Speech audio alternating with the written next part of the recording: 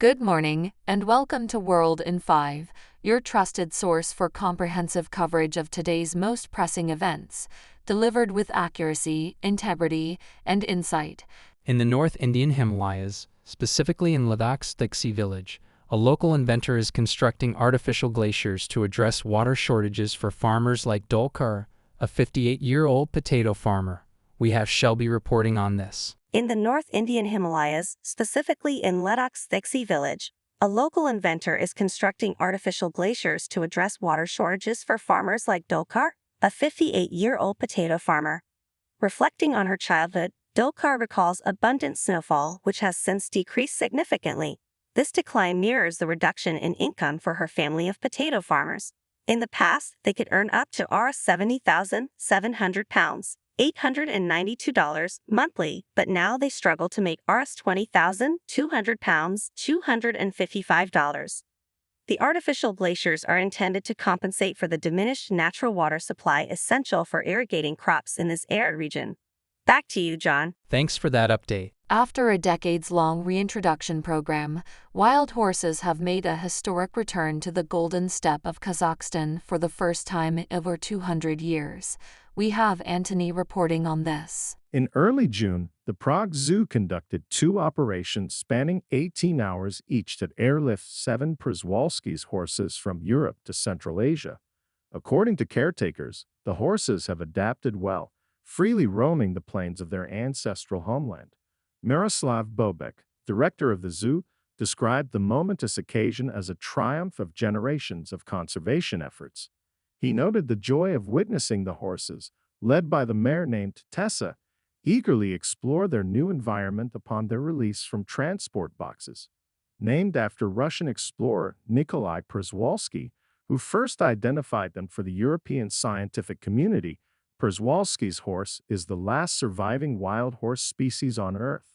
Originating millennia ago from the steppes of Central Asia, these horses were later taken to Europe and North America by researchers in the 19th and 20th centuries, where they established larger populations. Descendants of these horses, originally from zoos in Munich and Prague, are now reintroduced in Kazakhstan, marking a significant milestone in conservation history. Back to you, Bella. Thanks for that update. In a remarkable sighting at Yellowstone National Park, an exceptionally rare white bison calf has been photographed in the Lamar Valley, sparking great excitement among Native American tribes who consider its arrival a religious prophecy signaling significant change. We have Jensen reporting on this. This calf is the first known white bison born in the wild from the last remaining herd in the U.S., as per modern records. Previous occurrences of white bison births in recent decades mostly happened in captivity or involved parents with domestic cow DNA, amplifying the spiritual significance of this wild sighting for tribes. Montana photographer Erin Bratton captured images of the young buffalo on June 4 while visiting the park with 3 of her 8 children. Amidst a traffic slowdown caused by a herd of bison, she spotted the calf across a river about 100 meters, 330 feet away, initially mistaking it for a coyote due to its light sandy color. Reflecting on the moment, Mrs. Bratton expressed a mix of emotions and astonishment. Having grown up hearing about the sacred white bison calf, she likened the experience to capturing something as elusive as Bigfoot. The appearance of this white bison calf holds deep cultural and spiritual significance for Native American communities, symbolizing hope and transformation in their traditions. Back to you, John. Thanks for that update. Swiss women who secured a landmark climate change ruling at the European Court of Human Rights have expressed shock and disappointment over their parliament's decision not to comply with it.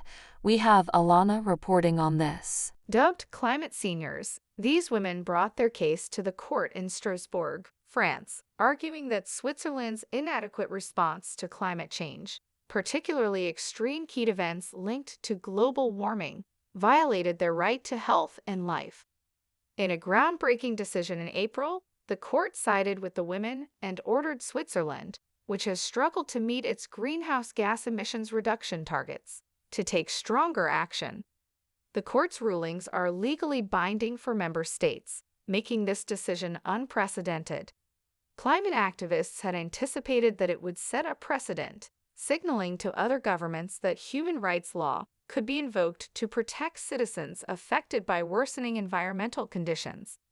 Back to you, Bella. Thanks for that update. Thanks for tuning in to World in 5 for your daily dose of news and updates. Don't forget to hit that subscribe button and turn on notifications so you never miss out on breaking stories and insightful analysis.